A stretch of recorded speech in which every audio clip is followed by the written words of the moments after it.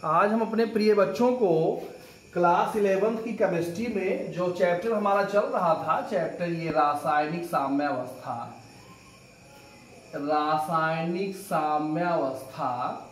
तो इस चैप्टर में हम लोग काफी चीजें पढ़ चुके हैं। आज जो हम लोग चर्चा करेंगे वो पीएच मान पर चर्चा होगी, बफर विलयन पर चर्चा होगा, इसके साथ लवण जल अपघटन पर भी हम लोग चर्चा करेंगे।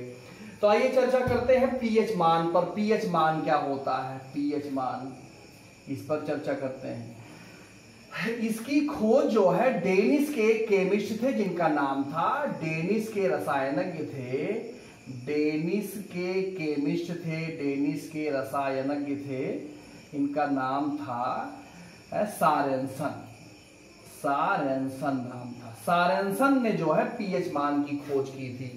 हाइड्रोजन आयन सांद्रता को व्यक्त करने के लिए ये स्कीम निकाली गई। पीएच मान जो है यह एक स्केल है जो हाइड्रोजन आयन सांद्रता को मापता है। तो ये परिभाषा की अगर बात करें तो किसी विलयन का पीएच मान 10 के ऋणात्मक घात की वह संख्या है जो उस विलयन में हाइड्रोजन आयन सांद्रता को व्यक्त करती है। एक बार पुनः, किसी विलयन का पीएच मान 10 के ऋणात्मक घात की वह संख्या है जो उस विलयन में हाइड्रोजन आयन सांद्रता को व्यक्त करती है। फिर से एक बार, किसी विलयन का पीएच मान 10 के ऋणात्मक घात की वह संख्या है जो उस विलयन में हाइड्रोजन आयन सांद्रता को व्यक्त करती है। ये हमारा परिभाषा हो गया।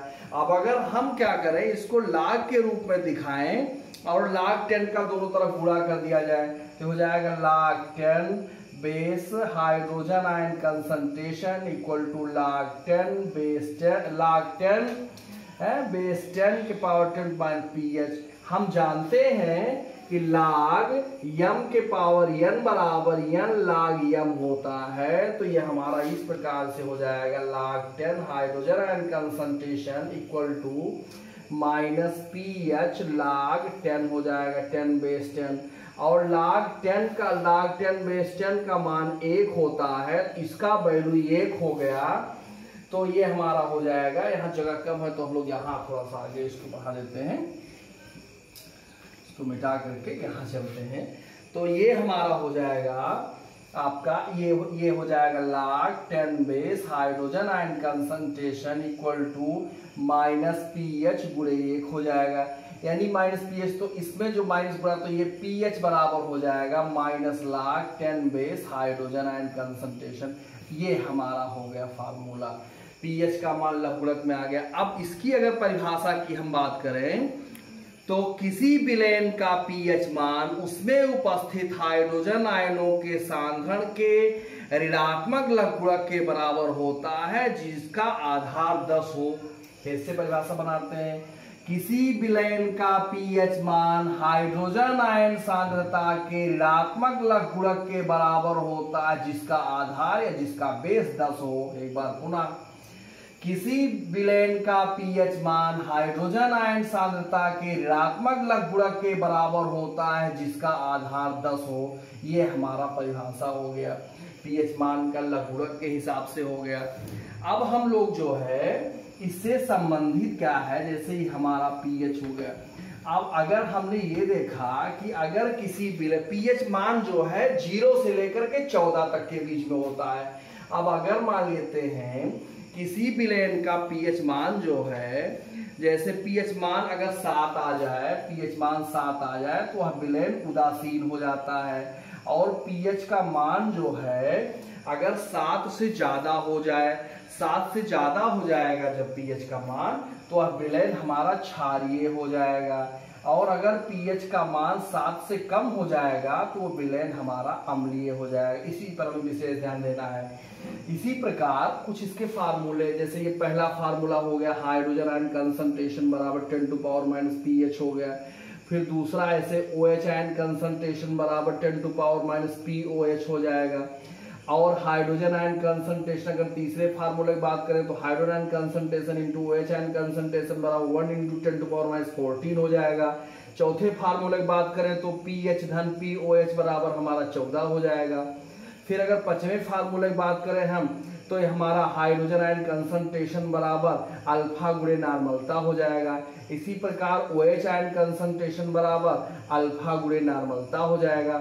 यहाँ अल्फा जो हमें दिखाई दे रहा है, ये अल्फा जो हमारा है वो वियोजन की मात्रा है, वियोजन की मात्रा है, ये हमारा हो जाता है। इन फार्मूलों का उपयोग करके हम इससे संबंधित सवाल लगाते हैं।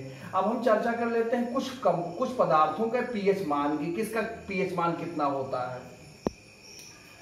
यहां हमने एक टेबल बना दिया है, तो इसमें ये दिखाई दे रहा है, जैसे कुछ सामान्य पदार्थों के पीएच मान यहाँ निकाले गए हैं। जैसे अमरूद है तो इसके जूस का पीएच वैल्यू 3.2 होता है। संतरा है, अगर इसके जूस को निकाला जाए तो इसका पीएच वैल्यू 3.5 होता है। नींबू है, इसका पीएच वैल्यू जो होता है नींबू के जूस का 2.2 से लेकर के 2.4 तक होता है। टमाटर का पीएच वैल्यू 4.2 से लेकर के 4.4 तक होता है। दूध का जो पीएच वैल्यू होता है वो 6.3 से लेकर के 6.6 होता है। अंगूर का जो पीएच वैल्यू है वो 301 से लेकर के 4.5 तक होता है। आंसू का जो पीएच वैल्यू है वो 7.4 तक होता है। जो ब्लड है मतलब रक्त है मनुष्य के शरीर का, वो 7.35 से लेकर के 7.74 तक होता है। जो मूत्र है मनुष्य का, यूरिन है, वो 5 से लेकर के 7.5 तक होता है। सिरका जो है, जो हम लोग खाते हैं एस्टिक एसिड, उसका पीएच वैल्यू 2.4 से लेकर के 3.4 है। जो पेय पदार्थ ठंडा आप लोग पीते हैं, कोका कोला, थम्स अप, इस प्रकार की चीजें, इसका पीएच वैल्यू 2 से लेकर के 4 तक है। इसका जो पीएच वैल्यू है वो 2 से लेकर के 4 तक हो जाता है। और जो केला हम लोग खाते हैं तो उसका पीएच वैल्यू 4.5 से लेकर 4.6 है। तो इस टेबल में ये दिखाने का प्रयास किया गया कि किस पदार्थ का पीएच वैल्यू कितना है। एक चीज हम लोगों ने चर्चा नहीं किया, ये जो पीएच मान है इसकी खोज डेनिस ने किया था। डेनिस देश के जो वैज्ञानिक थे जिनका नाम सारेंसन था, उन्होंने किया था। इसका फुल फॉर्म क्या होता है, पूरा नाम क्या होता है, इस पर चर्चा कर ले। तो पीएच का फुल फॉर्म जो होता है वो पुइसेंस डिहाइड्रोजन होता है, पुइसेंस डिहाइड्रोजन। इसका अर्थ होता है हाइड्रोजन आयन की सांद्रता या हाइड्रोजन आयन का सांद्रण, हाइड्रोजन आयन का सांद्रण या हाइड्रोजन आयन की सांद्रता, ये हो जाएगा, इसका पूरा नाम हो जाएगा।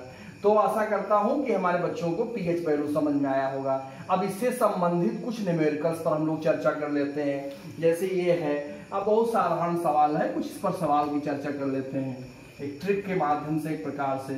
जैसे ये हमारा है, सवाल आ गया कि 10 के घात माइनस, ये ऐसे आ गया 0.0001 नॉर्मल HCl का पीएच मान बताइए, ये प्रश्न आ गया। तो इसको हम बिना लघु गुणक की सहायता से वैसे बता सकते हैं। जैसे ये दशमलव के बाद 1 2 3 4 अंक दिखाई दे रहे हैं, तो 10 के घात -4 नॉर्मल HCl हो गया। का इसका पीएच निकालना है तो सबसे पहले हम हाइड्रोजन आयन कंसंट्रेशन निकाल ले। हम जानते हैं हाइड्रोजन कंसंट्रेशन बराबर अल्फा गुणे नॉर्मलता होता है। अल्फा यहाँ वियोजन की मात्रा है। जब HCl को हम तोड़ेंगे तो ये 2 भाग में टूटेगा, H पॉजिटिव Cl नेगेटिव। तो यहाँ जो वियोजन की मात्रा एक हाइड्रोजन आयन, तो यहाँ 1 हो गया, नॉर्मलता इसका 10⁻⁴ है, तो ये हमारा 10⁻⁴ हो जाएगा हाइड्रोजन कंसंट्रेशन। हम जानते हैं कि हाइड्रोजन आयन कंसंट्रेशन बराबर 10⁻⁻ pH होता है। इसके स्थान पे ये वैल्यू हम रख देंगे, तो 10⁻⁴ बराबर 10⁻⁻ pH हो गया। अब अगर आधार समान हो जाए तो घात की तुलना कर लेते हैं, तो ये pH का मान 4 हो गया, pH बराबर 4। इस प्रकार से हमारा आंसर आ गया। अब हम इसी संबंधित अगर इस पर थोड़ा सा एनालिसिस कर दें, थोड़ा सा विश्लेषण कर दें, तो हमारा कैसा हो जाएगा। ऐसे 0.0001 नॉर्मल HCl है, यहाँ हम NaOH कर दें तो हमारा कैसे हो जाएगा। अब अगर इसमें ही थोड़ा सा विश्लेषण कर दें, NaOH का pH कैसे बताएंगे, तो यहाँ हम हाइड्रोजन आयन कंसंट्रेशन जो हम लोगों ने निकाला है ये हमारा हो जाएगा, यहाँ आपका OH आयन कंसंट्रेशन हो जाएगा इसी प्रकार से।